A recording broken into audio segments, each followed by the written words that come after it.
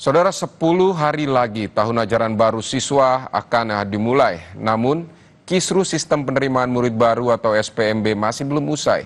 Seperti di SMA Negeri Tangerang Selatan, warga sekitar yang mengatasnamakan Wong Pitu bahkan melakukan aksi damai dengan menutup jalan menuju sekolah sebagai protes tidak diterimanya anak mereka di SMA 3 Tangerang Selatan.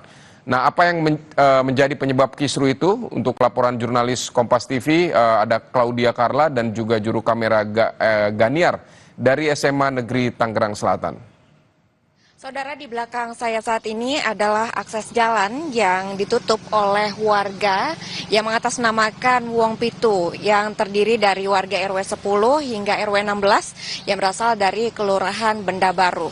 Aksi damai dan juga penutupan akses jalan menuju SMA Negeri 3 Tangerang Selatan ini merupakan aksi yang dilakukan oleh warga tersebut, di mana warga menuntut agar anak-anaknya dapat secara seluruhnya terserap di SMA Negeri 3 Tangerang Selatan untuk menempuh tahun ajaran baru. Namun berdasarkan informasi yang kami dapatkan, memang tidak semua anak-anak dari warga tersebut dapat terserap di SMA Negeri 3 Tangerang Selatan, hingga inilah yang kemudian akhirnya membuat warga tersebut melakukan aksi damai dan juga menutup akses menuju sekolah SMA Negeri 3 Tangerang Selatan. Dan untuk mengetahui lebih lanjut terkait dengan apa yang kemudian menjadi pencetus dari warga tersebut melakukan aksi damai ini, saya akan langsung menanyakan kepada Ketua Panitia SPMB SMA Negeri 3 Tangerang Selatan, yaitu Bapak Liman. Pertama-tama saya ingin menanyakan terkait dengan kuota yang tersedia untuk di SMA Negeri 3 Tangerang Selatan. Kemudian hingga saat ini masing-masing kuota untuk masing-masing jalur ini sudah ada berapa, Pak?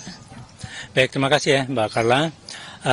Berkaitan dengan kuota secara keseluruhan, SMA 3 Tangerang Selatan tahun ini menerima sebanyak 252 siswa, terdiri dari 7 rombel yang telah ditetapkan oleh Kemendikbud. Itu masing-masing kelas itu 36, sehingga 36 kali 7, 252. Nah, dari masing-masing itu ada domisili, itu 30%, itu berjumlah 76 siswa. Dari domisili tadi sudah 30%, lalu prestasi itu 35%, terdiri dari prestasi akademik maupun non-akademik. Nah, di situ ketika dikali dengan kuota itu berjumlah yang akademis 53, non-akademisnya 34, dan mutasinya sejumlah 13 siswa. Begitu, Mbak. Pak. Kemudian apa nih Pak yang menjadi penyebab akhirnya 33 siswa ya yang berada di RW 11 sampai 16 ini akhirnya tidak dapat terserap nih Pak di SMA Negeri 3 Tangerang Selatan? Baik, jadi sistem domisili ini berbeda dengan sebelumnya yang dinamakan zonasi. Kalau zonasi itu hanya jaraklah yang dilihat. Kalau sekarang domisili itu kan yang dilihat dari nilai rapor dari semester 1 sampai semester 5 itu ditandingkan atau dinilai dari situ sehingga di peringkat.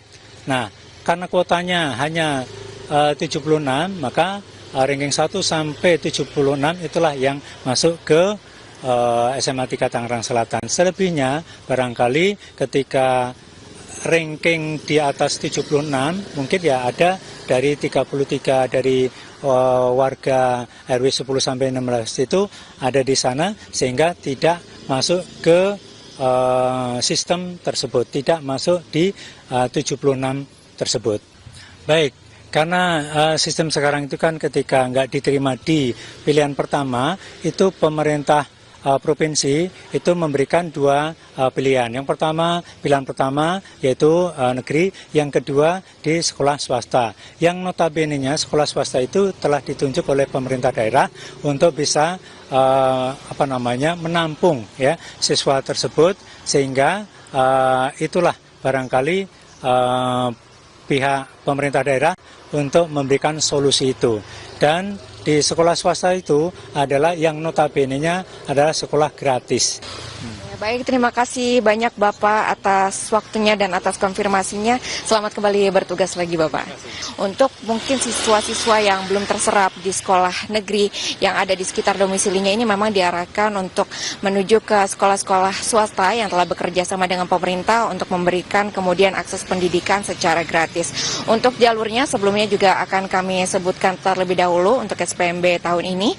Ada 4 jalur yang bisa dilalui, yaitu domisili melalui jarak tinggal dari calon murid tersebut, kemudian jalur prestasi baik akademik dan akademik, kemudian jalur mutasi atau perpindahan domisili dari orang tua murid, lalu juga ada jalur afirmasi untuk anak yang berasal dari keluarga yang kurang mampu dan juga penyandang disabilitas.